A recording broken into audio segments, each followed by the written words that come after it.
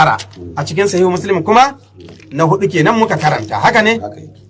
To shi wannan a cikin sahihu Muslim hadisi na 2372 wato shi ma daga Abu Hurairah din aka anso shi.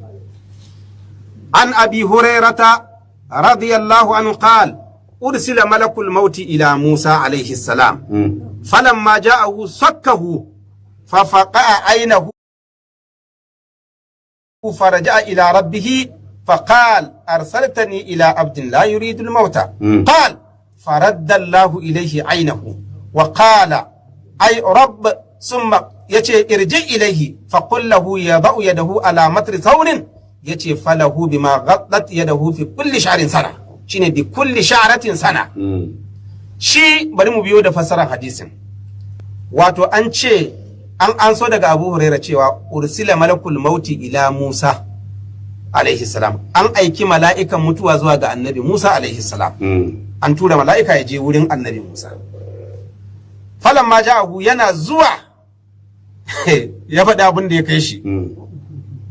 Sakkahu sai annabi Musa ya wanke mala'ikan da mari.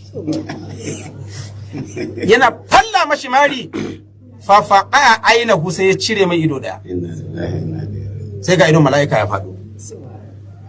Faraja ila rabbihi sai ko mala'ikan mutuwa ya koma wurin ubangijin shi ba ido guda. Amma ya dauki idon ya tai da shi. Akwai tsammani ya dauki idon, ka san dalili? Can da aka je Allah ya mai da idon. To amma Allah yana da iko ko da bai dauki idon ya tai da shi ba ya mai da shi. Amma dai abin da yake rubuci a hadisi bari mu tsaya kan shi. Faraja ila rabbihi sai ya koma zuwa ga ubangijin shi yace irji ilaihi. Farko sai ce arsaltani ila abdin, ka aike ni wurin bawa wanda la yuridul mauta bai son mutuwa. Qal faraddallahu ilaihi ainahu sai Allah ya maida mashi idon shi, ya maida mai wannan idon guda. Wa qala sai ya ce mashi irji ilaihi, ƙara komawa wurin shi. Fa qullahu, ka gaya mashi tunda bai son mutuwa ya da'u, muna tare? Sai ya ce to ya je ya ɗora hannun shi kan bayan sa. To iyaka inda hannun shi ya ruhe, to za a ba shi adadin shekaru na wannan gashin sa ɗin. Sannan Musa ya tambaya ce to daga nan kuma sai mi ya faru? Kala sai ya ce sun malbautu, sannan kuma sai mutuwa. Kala sai ya ce to fal'an, to gara ma ya mutu yanzu. Ina fata an gane. Fas'ala Allah ayyudniyahu min al-ardil muqaddasa, sai shi muna tare da ku? Ta bismillah. Ga wanda suke kallon audio na dan sharuwa ne.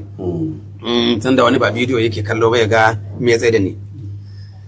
To a takaice kaga wannan hadisi akwai buƙatar a biyo shi ɗaya bayan ɗaya. A ce ai ga ayar da annabi Musa ya falla wa mala'ikan ɗaukar rai. Mari. Mu ga ayar ƙarara cikin Ƙur'ani. Ina fata an gane. Shin mala'ikan mutuwa zai yi ya zo ba tare da izinin Allah ba? To zai yi kuma mala'ikan mutuwa ya zo da izinin Allah, shi kuma annabi Musa ya mare shi? Allah ya gaya mana su mala'iku fa la yasbiqunahu bil qawl wa hum bi amrihi ya'malun. Saboda haka su mala'iku la yasbiqunahu bil qawli, ba su rigan Allah da magana, wa hum bi amrihi ya'maluna, da umarnin Allah suke aiki. Saboda haka mala'ikan nan bai zo ba sai da Allah ya bashi umarni. Kuma Allah ya ce su mala'iku la ya'suna Allah ma amarahum wa yaf'aluna ma yu'marun. Su mala'iku ba su sabawa Allah abin da ya umarce su, wa yaf'aluna ma yu'marun, suna aikata abin da ake umartar su ne. Kuma sannan su annabawa duk abin da za a ce ma annabi yayi to zaka samu aikin nan mai kyau ne. Dan an ce ya ayyuhar rusulu kulu minat tayyibati, الرسل كلوا من الطيبات وعملوا صالحا إني بما تعملون عليم. Allah ce ya ayyuhar rusulu, ya ku manzanni, kulu min at-tayyibati, ku ci daga dadadan abubuwa, sannan wa amalu salihan, ku yi aikin kwarai. Marin mala'ika yana cikin aikin kwarai? Sannan idan har lokacin mutuwan mutum yayi, mala'ika ya zo a ce kuma wai bai tahi da wannan ran ba. Dan Allah ce inna ajalallahi idza jaa, inna ajalallahi idza jaa la yuwakkaru law kuntum ta'lamun. Allah ce inna ajalallahi idza jaa, ajalin Allah lokaci in yayi la yu'akhkharu law kuntum, ba a jinkirtawa.